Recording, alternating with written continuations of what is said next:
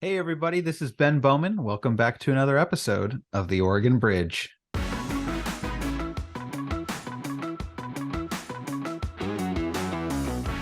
Portland today is a better Portland than it's been in any time in my memory. And all of the cool things that have happened in part because we've had people moving, bringing their ideas and their innovation and starting businesses and creativity. And can the city solve this on its own? No, it can't. There are fundamental issues that need to be addressed, mental health realm and investments in housing. We can have a really strong land use planning system, but you can't have that and have a NIMBY attitude about development within Portland. All right, folks. Today is a perfect example of why I'm so glad we started a podcast, because I get to have conversations with people like Jules Bailey. Jules is today's guest, and Jules is an incredibly intelligent person. Most political folks in Oregon are probably familiar with Jules, but if you're not, he started out as a state legislator. He served in that role for 6 years. We talk about that on the podcast, how he got started, some of the major issues that were going on I think he started in 2008 and served for 6 years. After that, he served as a Multnomah County Commissioner. He ran for mayor of Portland in 2016 against Ted Wheeler. And since then has been at the Oregon Beverage Recycling Cooperative, and kind of maintained his status as I'd say, civic leader in the Portland area. We talk a lot about Portland in this episode. So little overview of what we talk about. One, time in the legislature, budget context, some of the familiar names of the time: Ben Cannon, Chris Garrett, Arnie Roblan, Peter Buckley, folks who were involved in that era. We talk about his time as a county commissioner and why he quickly went from that to a run for mayor. We talk about the state of Portland today and the new electoral reform that voters just recently passed in Portland, what he thinks about that and what its impact might be. And then we talk about OBRC, the Beverage Recycling Cooperative, including the origin story for the bottle bill, which I really like. We've been talking a lot about Oregon history on the pod. That is a really important part of Oregon history and one of Tom McCall's great legacies. Although, as we hear from Jules, it wasn't just Tom McCall. And in fact, Tom McCall kind of stole the idea from someone else, which was kind of his style.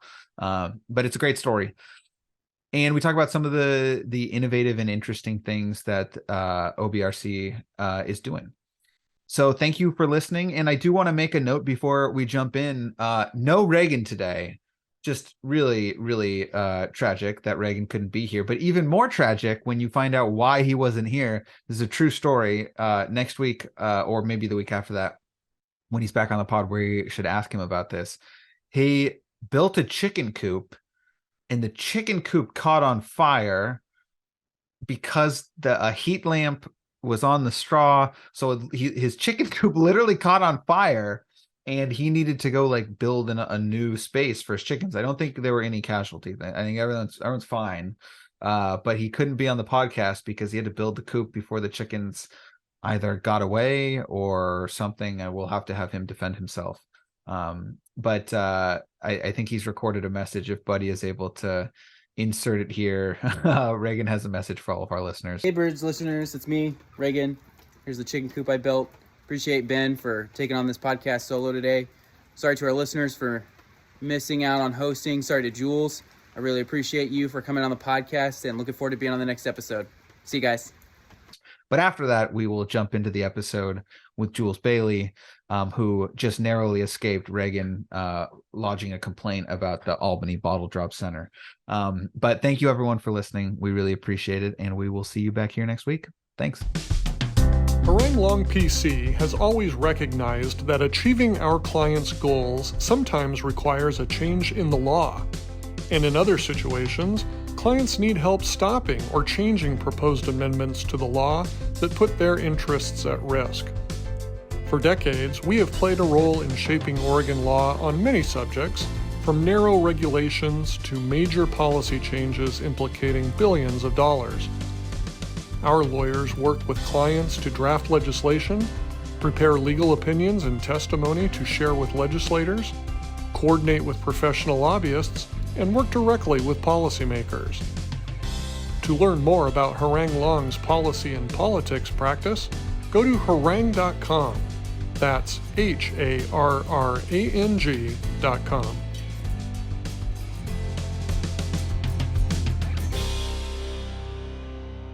All right, Jules Bailey, welcome to the podcast. Hey, thanks so much for having me. This is a lot of fun. I have been excited to talk to you for a long time. We've known each other for a while. I was knew who you were when you started serving in the legislature. And that's kind of where I want to start. When I told this to Ben Cannon. I have not told this to Chris Carrot, but I think I told this to you. There's a small cohort. I don't know if you guys were all the same class of these sort of young, smart people who all got to the legislature, and you all left rather quickly. I should note, but you've gone on to do cool things. Might be afterwards. A cautionary tale. But so before we get to that, how did you actually?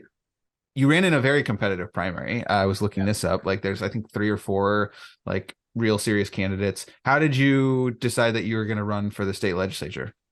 Yeah, well, first off, thanks for making me feel old. I remember you back when you were a legislator before I was in politics. You were one of the old guys. Yeah. Back when I was in middle school, I really admired you. Yeah, thanks a lot. That was a great group of people that I got a chance to serve with. And anytime I get to be mentioned in the same breath with Ben Cannon, Chris Garrett, some of those folks, that was a lot of fun. And honestly, I got into this a little bit by accident. I had worked in campaign politics in Oregon really early on in the early 2000s, done some work for Bill Bradbury, for those who remember that name from back in the day, our Secretary of State. And actually sort of then wanted to get out of politics. And I went back east and did my graduate work in public policy and economics. And I came back and I was working as an economist for a consulting firm in Portland called Echo Northwest that does a lot of economic consulting. But then just by coincidence, the state rep, Diane Rosenbaum, who's now at the county, right? Diane Rosenbaum left her seat to run for what was at that time Kate Brown's Senate seat when she went to run for Secretary of State. And it opened up the state rep seat, not only in the district where I lived, but where I'd grown up and my mom still lived. And I, from Southeast Portland, which, by the way, fun story. When you walk around inner Southeast Portland and you knock on doors, and you're like, I grew up in the district. Everybody says, oh, that's great. I moved here 6 months ago. I don't really care. No one cares. Cares. Actually, interestingly, I've been thinking about this on a macro level. That's also true for Oregon. When, I'm a 6th or 7th generation Oregonian, most people do not care. They're like, cool. I'm one of those people who you don't like that moved here from California. It doesn't actually work. Actually, sorry to digress for a second. I'll get back to the bio, but you make an interesting point. I mean, this has been probably a decade ago and maybe dovetails into some of your questions about Portland later. But I remember sitting at Bishop's Barbershop on Hawthorne and 37th. And the guy that was cutting my hair, he says, oh, where are you from? And I said, well, actually, I grew up about 3 blocks from here. And he said, oh, that's funny. You're the only person I've met who's from the neighborhood. Do you resent all the people that are moving into Portland? And I was like, you know what? Honestly, Portland today is a better Portland than it's been in any time in my memory. And all of the cool things that have happened in part because we've had people moving to Portland and bringing their ideas and their innovation and starting businesses and creativity. And so it's been nothing, I think, but a positive, really. But anyway, I digress. So Diane Rosenbaum moved out of that seat, and I went to a couple of friends in the neighborhood who'd been thinking about running for the legislature and said, hey, seat's open, now's your chance. And one of them said, I just started a business, it's not really a good time. And then we went to another woman and tried to recruit her, and she didn't want to do it, just had kids. And they both turned and looked at me and said, well, why not you? So I did. So I jumped into the race. You're right. There were 3 other candidates, good candidates in the race, people who I still have a lot of respect for. One of them was the legislative assistant for Diane Rosenbaum. And we had a good campaign, and I wore out several pairs of shoes knocking on doors. I'm sure you're familiar with that. And, there's nothing like a primary campaign where you're door knocking in December and January and it's snowing and it's a whole different experience, but a lot of shoe leather and ended up winning. And then had a pretty easy go in the general election, I think, in that seat. Yeah. People joking that maybe this is still a thing people say, but I wasn't the representative elect. I was the representative expect, because I had won in May. And I have not heard that, but that is good. So you get elected to the legislature. What was it? 6? Oh, wait. Was it 6 years? Yeah, I was there 3 terms. Yeah. So major highlights from your tenure that you look back on and are like, wow, I'm really proud I got to be part of that. There's a lot. I mean, on sort of the big picture stuff, honestly, it wasn't fun at the time, but there's this concept of second order fun, right? Like things that are fun only in retrospect. But in retrospect, it was, I was there during the depths of the Great Recession, and it was hard. It was really hard. And the co-chair of Ways and Means in the House at that time, Peter Buckley, I just remember how much that really weighed on him.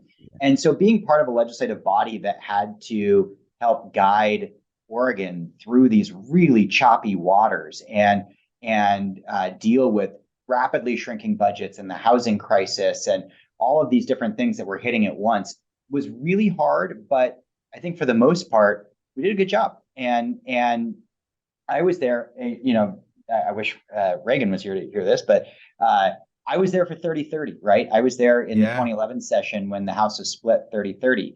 And, your listeners may know I was a Democrat in the legislature.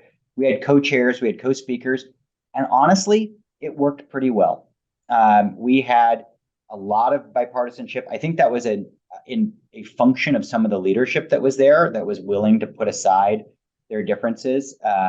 We had co-speakers in Arnie Roblan and Bruce Hanna, and those two, I think, really set a tone for what it meant to work together. And that was a fascinating thing to be part of. I have a question about that. So, Arnie, Senator Roblan, former senator, former representative, former co-speaker, he was not like, I don't know, but he wasn't like majority leader. He wasn't like, he didn't have like a caucus. Maybe he was some caucus leader. I think he was Speaker pro tem. Oh, I might be mistaken, but I think he was Speaker pro tem. So when you were in your caucus conversation, obviously, I'm guessing the way that this worked is like the Democrats nominated Arnie and the Republicans nominated Bruce Hanna. Do you remember, like, were people like, well, we need to pick someone who, like, Arnie would fit this category, who can like work well with the other side? Like, were you picking someone for a 30-30 speaker, or were you just like picking the person you wanted to be the leader? I'm kind of curious how that happened. And I love Arnie Roblan, by the way. Like, I'm a huge fan. There was a lot of, I think, negotiations back and forth. But ultimately, we were looking for someone who could be a consensus builder, right? And I think Arnie really fit that profile. And he had broad support within the caucus. Somebody who people on the more progressive flank and the more centrist flank could both support in that role, and who I think had a temperament, to be honest, to be able to deal with those ebbs and flows. I'll say this about Arnie, and I love Arnie. Arnie had this way, and now I'm telling stories out of school, but Arnie had this way. You'd bring him some challenge or some problem or something that maybe it was a contentious issue, and you'd lay out your position for him. And no matter what you said, it didn't matter what you said. You could say, like, the sky is green and the moon is made of cheese. And the first thing out of his mouth would be, well, I agree. And then he would go on from there, and then he would say something that was actually different than what you said and sort of like reshape what you said. But the fact that he started every response with, I agree, they completely disarmed people and thought, oh, he agrees with me. Oh, this is good. I'm getting what I want here, right? And he was so good at that. My favorite thing about this podcast recently is I get to talk about these, like, folks like, like you mentioned Peter Buckley, like, and, Arnie Roblan. I have been thinking about, I actually was on a call with Peter Buckley earlier today for my day job, because he runs Southern Oregon Success, which is this incredible, in fact, I should have Peter Buckley on the podcast because what they're doing in Southern Oregon Success is incredibly innovative and very cool. But like, to your point, there's this narrative, I think, in and around the legislature and in the media today about like, oh, this is a tough budget cycle. Like, we don't have as much money as we did but it is nothing like the Great Recession budgets, where it was literally like I heard these stories. I don't know if I've told this on the podcast. Someone told me a story about Mitch Greenlick wanting to be removed from the Human Services Subcommittee because he was like, all I do is hear from people who say how life-saving this program is, and then I have to go and cut it and cut access to these like life-saving programs for people with special needs, like children, etc. Yeah. So it's a totally like definitely a tight budget cycle compared to the ridiculous budget cycle that preceded this one, where this federal money was just pouring in and every legislator had like millions of dollars to spend in Yeah, the walk around money. Wow, that must have been nice. It must have been nice. But it's nothing, like it just is not even in the same zip code, right, of the decisions that were being made in like following the Great Recession. It was hard. It was really hard. But I think I think there was some discipline that came out of it. There were certainly some disagreements. And we did other policy stuff too. I mean, that was really when a lot of the big changes in the bottle bill happened. And I got to be part of those on the Energy and Environment Committee. And I think we had a sense at the time that we were doing something that was going to really change the trajectory of this sort of iconic Oregon program. But flashing forward, I don't think we ever really truly realized what we were doing. And so there was a bunch of good energy efficiency and climate stuff that happened then that was actually bipartisan, energy efficiency retrofits and those sorts of things. All of that was really good. So it wasn't like we were just, down in the dumps on the budget, but it certainly dominated every conversation. So you serve for 6 years in the House, and then you immediately you run from there to Multnomah County Commissioner, correct? Correct. Yeah. So I ran in 2014 for Multnomah County Commission, and when I won, I actually then resigned from the legislature to start at the commission because I was filling Deborah Kafori's open seat. So I was actually filling the remainder of her term. So I had to be sworn in immediately when I won. Got it, because she was becoming chair of the commission. Exactly. Yeah. So I ran in the May primary, and when I won in the May primary, then I was sworn in actually June 1st, I think it was. So what % of seeking the job on the Multnomah County Commission was about actually having a real paycheck versus being interested in the work? Not gonna lie, that might have factored into the calculation. I think I really enjoyed the legislature. I really did. And one of the things that I liked about the legislature was that any given issue, you could take it on, right? You could, unless it was sort of, foreign policy or something like that, you could essentially take on most issues in some way.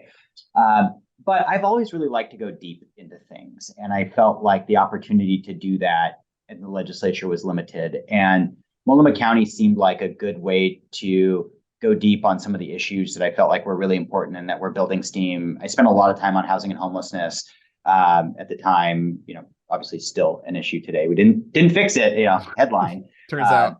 Spoiler alert, we didn't fix it. But and then also on some of the county sustainability stuff and transportation that I enjoyed geeking out on a little bit more than I was able to at the legislature. And that was a big part of running for the county. So you're a Multnomah County Commissioner. You just sort of moved up from the legislature, and then I think relatively quickly, you decide to run for mayor. This is like my recollection was, I imagine at the time you knew this was sort of a long shot attempt. Mm-hmm. Like Ted Wheeler was like the favorite. He was a statewide elected official. He was previously the county commission chair. And you had this really good gig. I thought it was a very gutsy thing to run for mayor. What was the thinking? Like, what made you decide to jump in? Gutsy is a very charitable frame, so thank you. As someone who would like people to think of my similar political decisions as gutsy and not something else. Yeah. I'll trade you. I'll find a time to use that adjective for you. I liked the county. It did give me the opportunity to dig into some of these issues. But ultimately, the role of a commissioner versus the role of a chair really at the county, with respect to the current commissioners that are there, and I love the work that they do, but you primarily only have power to get things done once a year during the budget cycle. And you're more of just sort of a budgetary and policy body. and there isn't an executive portfolio there. And so you end up sort of taking on projects that the chair has assigned to you, but all of the administrative power flows to the chair. And that's not necessarily a bad thing. I mean, let me be clear. I'm not saying that that's a bad thing, but you're sort of adjacent to the action a little bit. And it was an interesting adjustment. I remember when I was in the legislature, you could call a meeting on a topic and people would show up because you could run a bill on it and you could go do something. You call a meeting as a county commissioner and you get a lot of like, maybe I can make it. No. Let me check my calendar for 2 months from now. That's interesting. Yeah. Nobody cares. And so it was very hard to feel like I was making forward progress on a lot of the issues I cared about. Not to say that there wasn't any. We did some good things at the county. But when Ted ran, he was originally running against Charlie Hales, and then Charlie Hales dropped out. And at that point, there ended up being other people that got into the race, but at that point, it was just Ted, right? And it didn't look like anybody else was going to get into that race. And I had several conversations with people I won't name, but high-profile figures. Are you getting into this race? It's been rumored. And they said no. And I frankly just didn't want there to be a coronation, right? I thought here's a chance to get into a race, be able to talk at a big scale in the city about these issues that I really care about, and really try to carve out a space that as someone who has been invested and cares deeply about the city and wants to make a difference on these things. And I think ultimately one of the challenges was sort of distinguishing myself, I think, from Ted. I didn't get in the race because I was necessarily anti-Ted, but I think it was an opportunity to talk about those issues. I knew it was a long shot when I got in, but I'm really happy I did it, to be honest. And in some ways, to be honest, I'm really happy I lost. I was going to say, so what year was it? What year was that? 2016, right? So and 2016, it was fascinating. That was before. I mean, I feel like the narrative around Portland started after that, right? Like this narrative of like Portland just shifting around then. So 2016. I mean, it's hard. It's really hard to like put your mindset back in what it was like, because even though it was the 2016 election, I started running in the fall of 2015, right? Because the election was May of 2016 for the primary. So let's flash back to those days of the fall of 2015. Bernie Sanders was not a credible candidate, right? Like on the left, I mean, with apologies to Bernie supporters, right? Like I don't mean that to be anti-Bernie, but like there was sort of this sense of, oh, that's crazy. Like Bernie Sanders is running for president. Well, that's not going to go anywhere, but glad he's doing it kind of thing. Well, obviously, he ended up being an incredibly viable candidate, right? Donald Trump was not a viable candidate, right? He was just a punchline. Like, who's that? Why is he riding down on an escalator and saying terrible things about people? There's no way. It's still going to be Rubio or Jeb Bush. Yeah. Right. And so the world had tectonically shifted, and I don't think anybody had really caught up to it yet. And so being in that electoral cycle and starting to realize how different the world really was and what was going on, and seeing it change in real time was really interesting. And you could see a lot of there's a lot of pent up anger. And I think some of it was for good reason, that was in the electorate that expressed itself. I mean, you can go back and look at articles. There were interesting articles in the paper about it. I had this group of people that was following me around to every single candidate forum that we did. And we did 47 of them. And, we actually, as an aside, Ted and I used to joke going in. I was like, tonight I'm going to do your lines and you do my lines. We'll just mix it up a little bit, right? Because we've done them so much. But there's this group of people that would follow us around and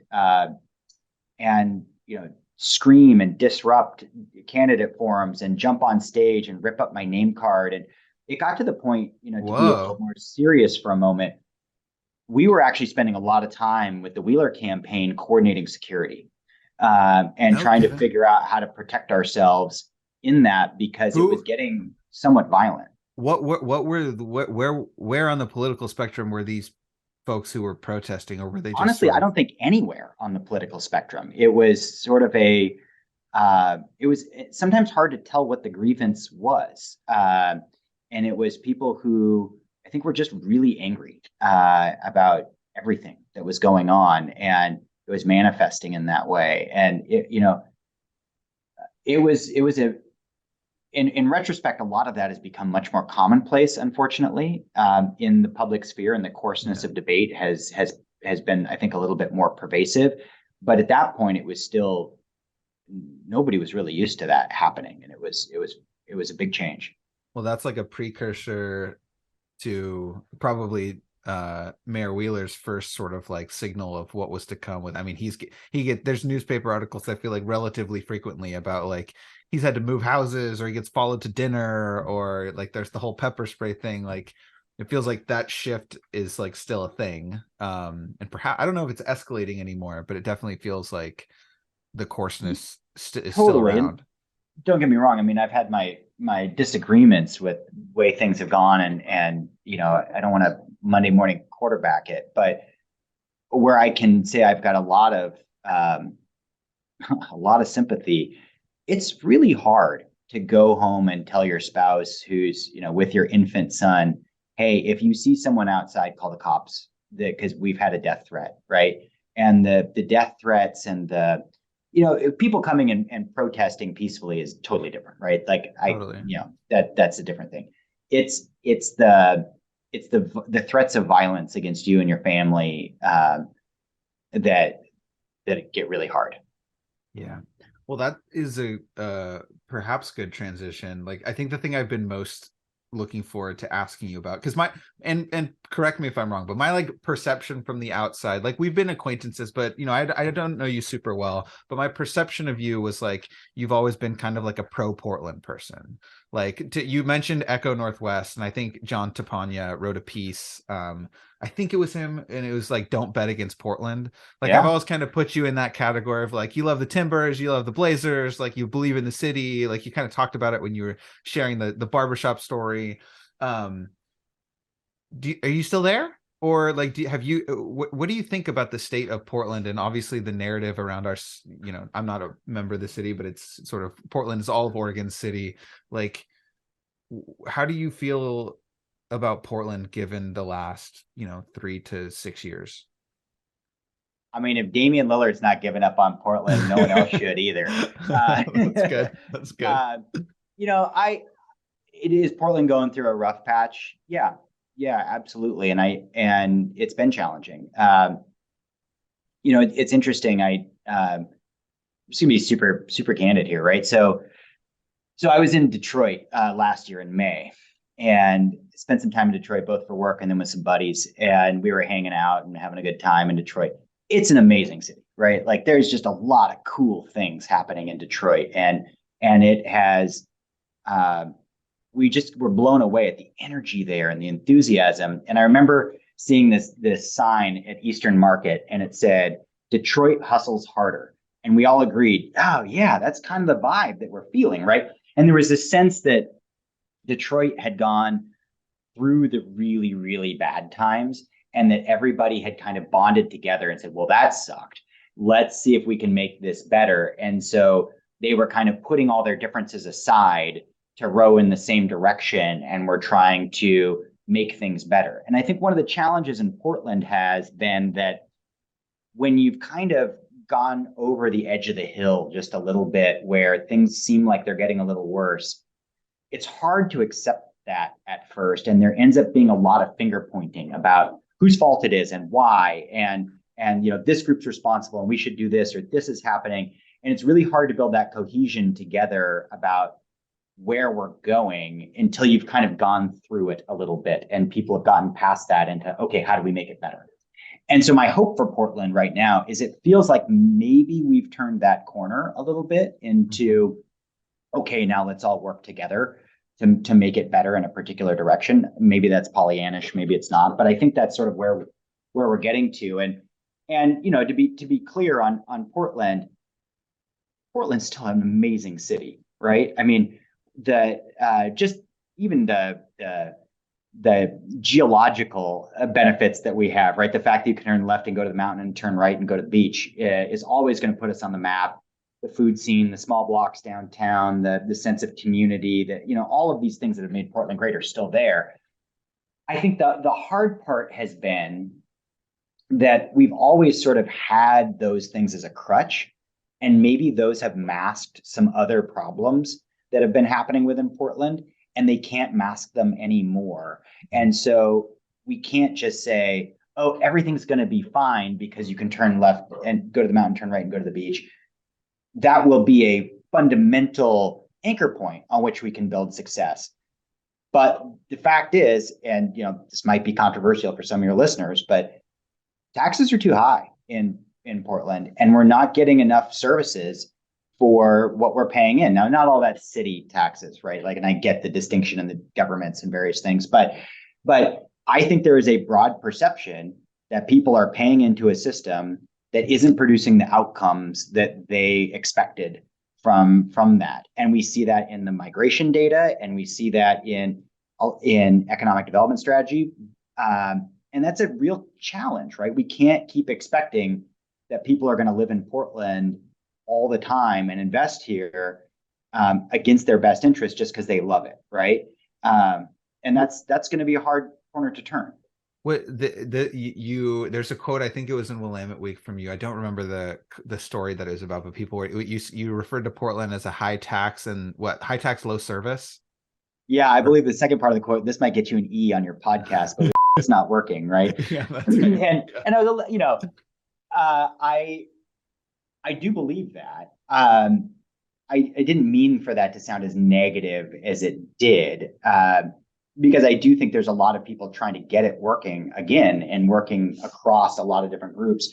But I think we have to sort of start with that recognition that there is a challenge, both perceptionally and in reality, about the services that are being delivered, and people want to see progress, right? And it's hard. There's always an excuse, and there's always a reason, and I'm part of it, right? Like, so I'm not blaming others. Let me take some of the responsibility completely myself.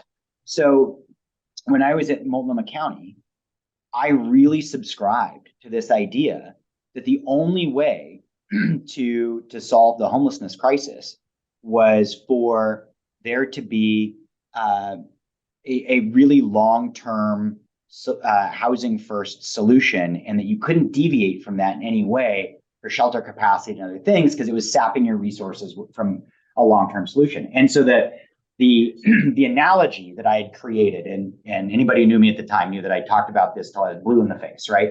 So the analogy I'd created was that the problem of homelessness is a flow, not a stock, right? So if you think about water in a bathtub, people sometimes think of homelessness as, oh, there's a stock of water and we need to get it out of the tub, right? We need to like bail the water out. But it's not. People enter homelessness every day and they exit homelessness every day. And really it's not, and that stock of water is the difference between what's coming in the tap and what's going out the drain. And so you don't necessarily need to get the water out of the tub. You need to turn down the tap and you need to open up the drain, and then the tub will drain, right? And you do that by increasing rent assistance and keeping people from falling in the first place. You do that by rapid rehousing. You do that by opening up more housing opportunities. And yes, all of those things are critically important. And in theory, that model is correct. It turns out, though, in the real world, and I've come to this since then, it's not a super accurate model, because you have way less control over the tap and over the drain than you think you do. That model works if you believe that public policy alone can pull those levers and turn those knobs. But it works in a vacuum, but it doesn't work when you hit a housing crisis and suddenly interest rates go through the roof as the Fed's raising interest rates and development stops. Or it doesn't work when you have a fentanyl crisis that's pouring people onto the streets because addiction is rampant, right? It doesn't work when you have other economic factors that mean that the cost of housing is so unaffordable that you're getting people in that pool faster than you can deal with it. And so all these other external exogenous factors really overwhelm public policy's ability to just focus on that. So not to say that you can't focus on that, you have to, but you also have to do short run things as well, even if they're not the optimal long-term solution. Okay, so I've got two probably big questions about this, and then we have to talk about bottles. Oh yeah. So first question is, and you're a Democrat, Yeah. Does the government have the capacity to solve the scale of the problems that you're discussing as currently constituted? Like, do you believe that like part of what I want, I mean, Ted Wheeler famously ran on like ending homelessness. Yeah. Like, I don't think that the government can actually deliver that, at least not in short period. Like, it takes a lot more than just the government to solve that problem. And I wonder if that's part of, who did we talk to? We had one episode where someone said I think it was actually John Tapania, who was talking about the study that they did in LA. It was like part of the job of leaders is to like level set expectations about what's actually possible. I'm curious how you think about that, like being both aspirational and realistic. Well, when you say the government, I guess, as you know, and you know this as well as I do, it depends what level of government you're talking about, right? Can the city solve this on its own? No, it can't.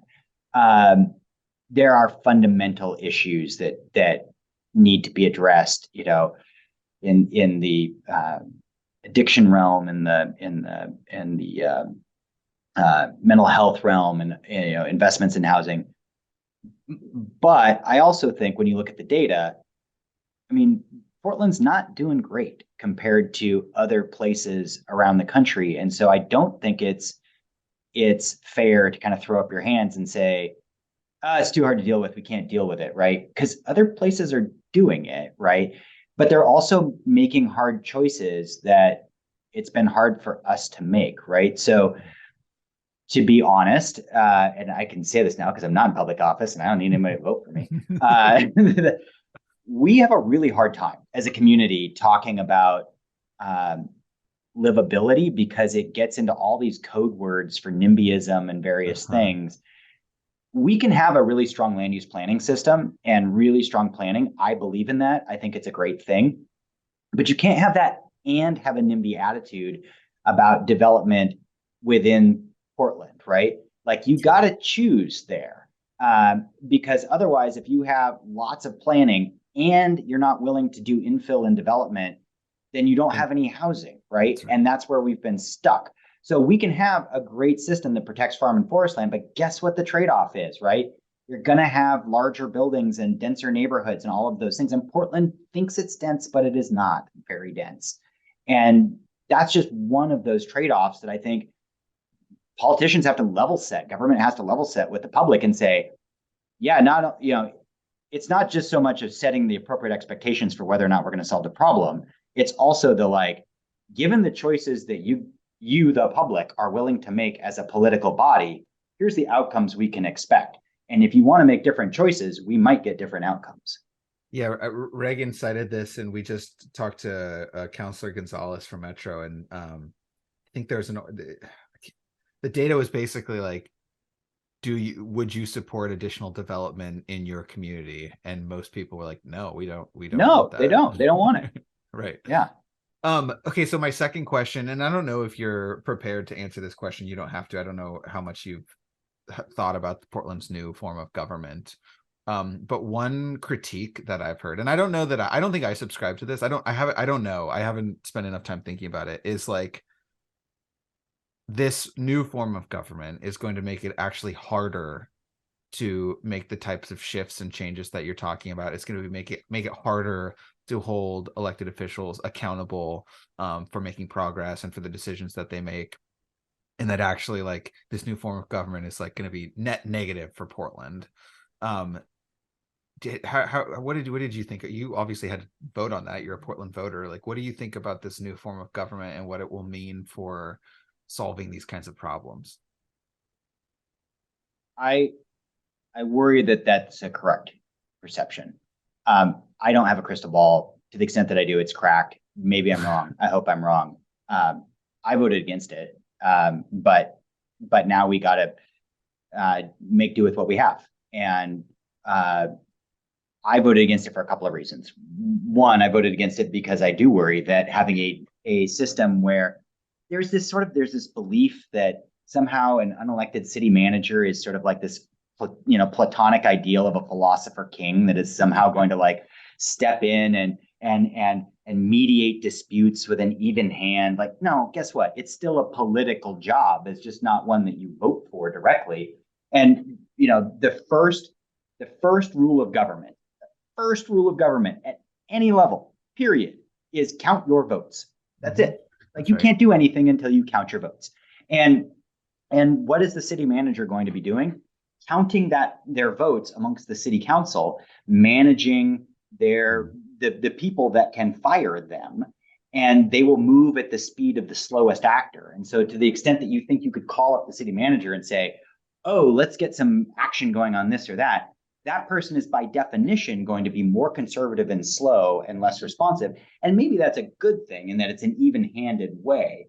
But I don't think it necessarily means there's going to be suddenly an epiphany of innovative ideas that are going to be implemented quickly to solve the problems that we have.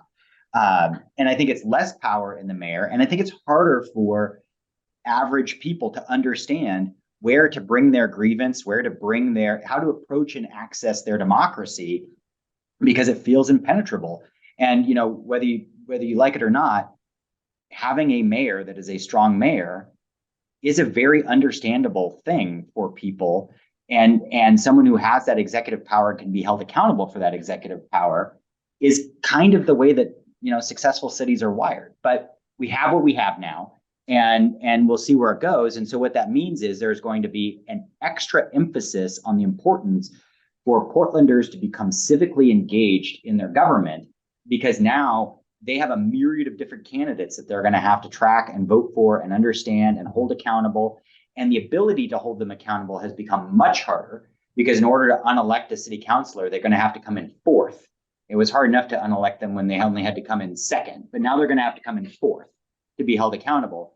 And so Portlanders are going to have to be really on their game. And that's going to mean the need for a really strong local press. It's going to mean that we're going to have to protect investigative journalism, right? And people are going to have to subscribe to their local papers or whatever it is, and we're going to have to make sure that there is an active that people who are civically interested are recruiting and advancing candidates in this process who are of similar mind. Because the worst thing would be if the third place candidate can get elected, that then you have people who are running for the wrong reasons who are getting elected because they appeal to a very narrow slice of the electorate. And I think that's the danger that's out there. That's going to be so interesting to watch. To your point, it does seem to me that the one outcome of this new form of government is that, like, it's already really hard for incumbents to lose election. It seems like nearly impossible for an incumbent to be removed from office. But I could be wrong about that. I don't know. I'm not a election scientist. Yeah, it's my sense.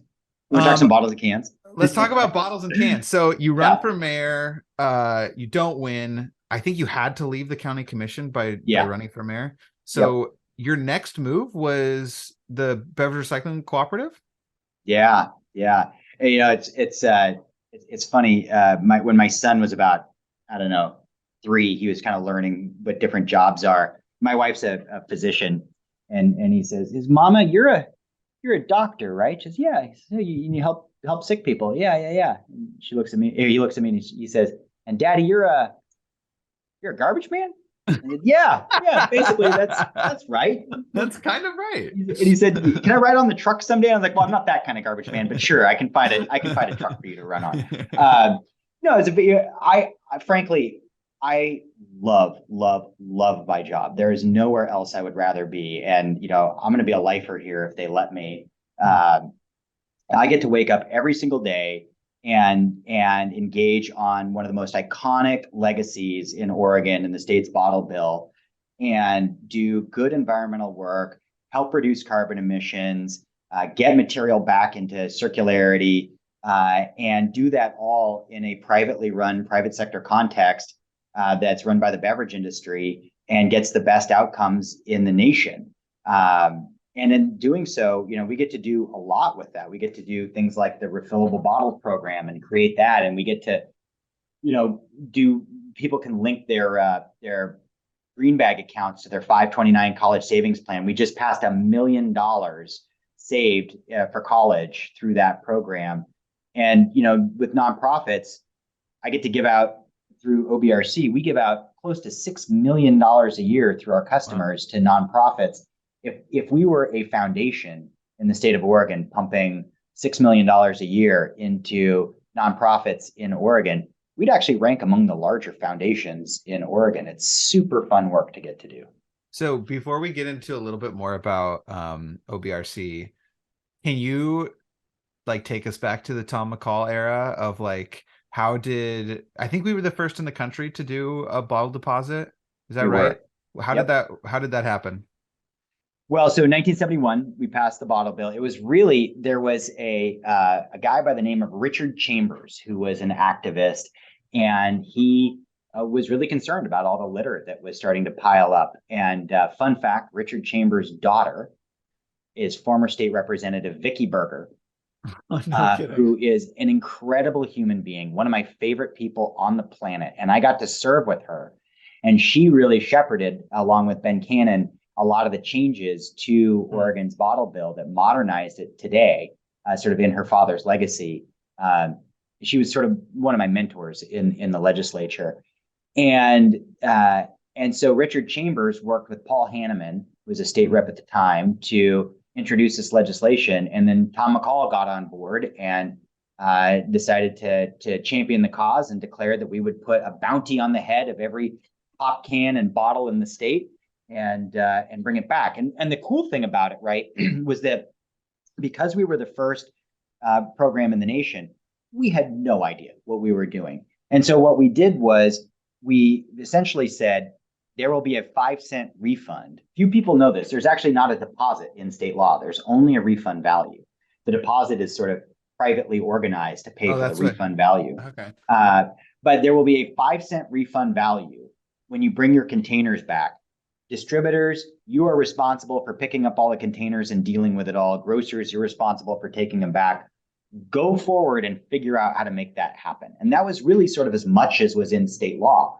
And so we call the bottle bill aspirational and not prescriptive. And it did what I think good government is supposed to do, which was it set the goalposts, it outlined the parameters of responsibility, but then left it to the private sector to go figure out within those constraints how to go make it happen, right? And that was really successful. So did OBRC exist since the founding? So I sort of described it as like the Big Bang, right? So 1971 was the Big Bang, and there was the big hot soup and lots of things and little entities, and it was only later that galaxies started to sort of clump together and form. And so initially you had this program where, because it only applied to soda and beer when it originally started. No one had heard of kombucha in 1971, and if they did, they would have thought it was gross. It's fine. I like kombucha. They were wrong. Delicious. It's fantastic. But they admittedly would have thought it was gross. And there wasn't hard seltzer, and there wasn't all that stuff. So it's beer and pop, and those were distributed on very regularized channels, right? There wasn't 40 different types of craft beer in the grocery store and a million different kinds of soda. You could choose between like Coke, Pepsi, RC, and you could choose between like Henry Weinhard's, Bud Light, Miller, whatever. And so you had a limited number of distributors. They would drop off product at the grocery store. You'd return it to the grocery store, and then they would pick up their own bottles and cans in their trucks when they left the grocery store and take them back. But it meant that you could only return brands back to stores that sold those brands because the distributor had to be able to pick it up on the back haul, right?